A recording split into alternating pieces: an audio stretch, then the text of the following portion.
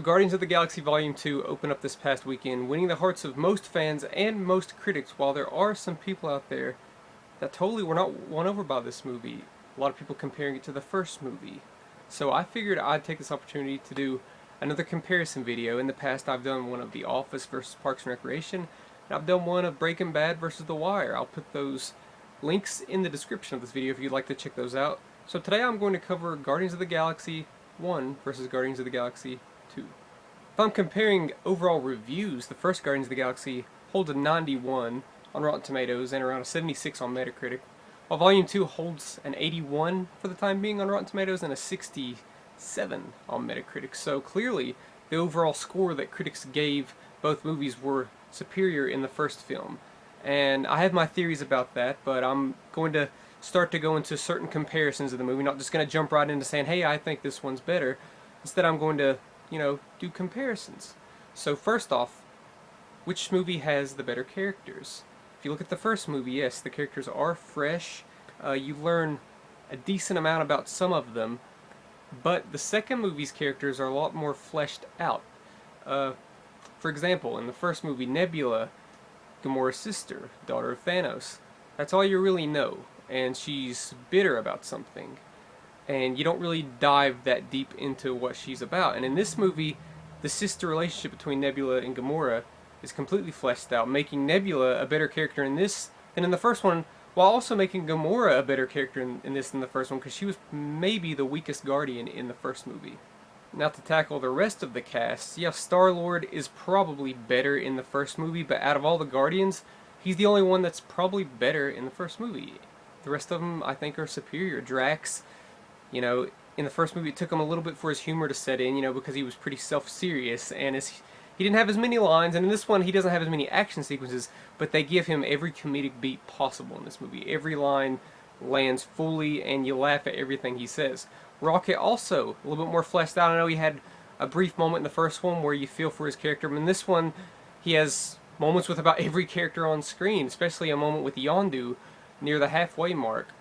Speaking of Yondu's awesome in the first movie. Like, he really is. But in the second one, it sort of turns into a Yondu movie at one point. His arc, also clearly spoilers, if you read the title, this is a spoiler review.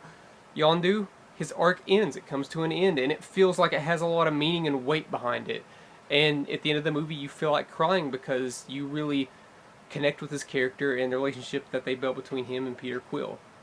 As for other characters, you have Groot. That's up in the air if you like grown Groot or baby Groot more. I preferred baby Groot. I felt like they weren't just using him as a cute ploy for the plot and it just make people say aw. I think that there were brief moments of that, but they lasted like 5 seconds. Anytime he played a huge part, he really helped save the day. There are two scenes in particular where he really saves characters. Like one scene he saves a couple characters, and one scene, as you know, towards the end, he really saves all of them. Maybe even the whole entire galaxy. So clearly, as for the main characters, I think Guardians of the Galaxy Volume 2 wins this round. It's a character-driven movie. It totally is. If you've seen the movie, you know that the characters are really, really fleshed out, and you care for them, and you could probably watch them just interact with each other for another hour without getting bored. Let's move on to the villains in the movie. The first villain is Ronan. He has a longer name than that, but I'm just going to call him Ronan. And in the second one, you have, yet again spoilers, you have Ego, the Living Planet, played by Kurt Russell. Clearly, Ego is the superior villain. Even though I still find flaws within his character, it's probably the second best MCU villain. Whereas Ronan is probably the second worst villain. As good as the first Guardians of the Galaxy movie is, he really brings the movie down whenever he's on screen with his self-seriousness. He's just not in on the joke, which some people could say that works to the film's advantage.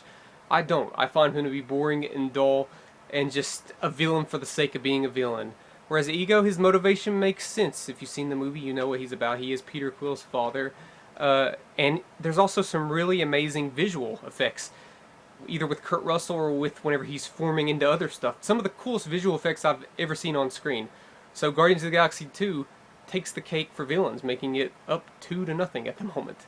Let's go into plot. Neither movie is heavy on plot. I see where a lot of critics are complaining, well, this one doesn't have much of a plot, so it's just not as good. Did you watch the first movie?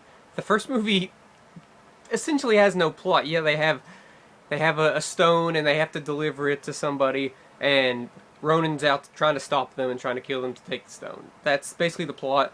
You could say this plot to the second one is thinner, and it probably is. I think the second movie has arcs. Like I said, it has character arcs rather than having a complete overall storyline. So I guess I give the edge to the first film. Neither movie is heavy on plot though, and they don't need to be heavy on plot. But Guardians of the Galaxy Volume 1 has a better plot, leaving the score 2-1 Volume 2. Let's get into innovativeness. This is a tough one right here when it comes to innovativeness, because the first movie didn't have that high of expectations. A lot of people never even heard of the Guardians of the Galaxy, including me, but I knew who James Gunn was, which means that I knew the movie was going to be either good or great. And it leans towards great at the moment, and so does the second one. But as for innovativeness, of course the first movie feels fresher. It's new, and I think a lot of people that say that the new one is just as fresh, they need to go back and position themselves where they were in 2014 when they walked out of that movie. It's hard to picture that. It's been 3 years. You know, we've all seen the movie 3+ times now.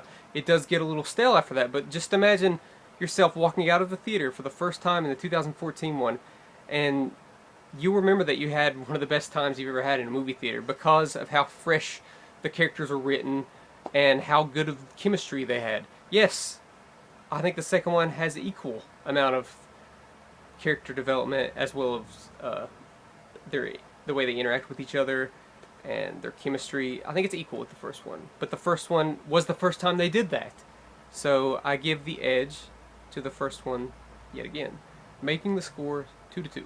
We're going into our last category. I didn't want to put too many categories because it's a movie that's not about a lot of things. It's more about just watching it as a visual spectacle and just enjoying the characters. So this next one is important because both movies have a lot of it, and that is which movie has more heart and emotion. If you watch the first movie, you're in the first 10 seconds of the movie and you think that you're watching the wrong movie because the first 10 seconds is an emotional gut punch. It truly is. You watch Peter Quill's mom die of cancer, and it's heartbreaking, and the soundtrack used is very good there. So you have that moment. In the next movie, Volume 2, you don't have that emotional gut punch at the beginning of the movie, but you get it spread out throughout the movie. You know, like I said, Yondu has an arc. It's a very emotional arc. It's very sad at the end. You know, as you know, he does die at the end of the movie, and if it's not enough that he dies, they throw this funeral for him, and you just feel heartbroken through that entire time. I think one of the strongest emotional beats is when Groot says, you know, all he says is "I am Groot," and Rocket says, "He did call you Twig," and that says so much about each of those characters, that Yondu did care about these characters, and little baby Groot cared about Yondu. So you have all those moments, and not for me personally, but a lot of people will find emotional resonance with Peter Quill and Ego. Me personally, I don't relate to that, but I can see the emotion displaying there, as well as Nebula and Gamora. I think I find more emotion in that one because I have sisters, and I think it relates more to family. As for going back to the first movie, you have that strong emotional beat at the beginning of the movie, and whenever Groot sacrifices himself, it's a very strong emotional beat. But I don't think I felt nearly as much emotion in that movie as I did at the very end of Guardians 2, because that movie just ends so beautifully and perfectly with the Cat Stevens song playing. It's just so engrossing in emotion, and I heard so many people cry while that movie was going on. Well, not everybody that I know cried in the first movie. I did, but the second one I feel like has stronger emotion. So if you were keeping tally, that is 3-2 Volume 2, meaning that I personally think that Volume 2 is the stronger film just by a smidge, but yet there are a lot of people out there that this movie is not personally connecting with them for some reason, and that's okay. But for me, Volume 1 and Volume 2 are my two favorite MCU movies. So like they're neck and neck, seriously. Like they're almost dead tied, with Volume 2 just having a little bit more entertainment value and better character development and a little bit more emotion, whereas Volume 1 feels more fresh and it feels more new and innovative. But there's a lot of people on YouTube, a lot of people that I personally look up to when it comes to YouTube critics, that the movie just did not work for them. They're putting it at like the bottom of the MCU list, and I'm not calling them stupid for that. I just think, I don't agree with them. And I've talked to so many people, and we all agree that this is at the top of the list for MCU.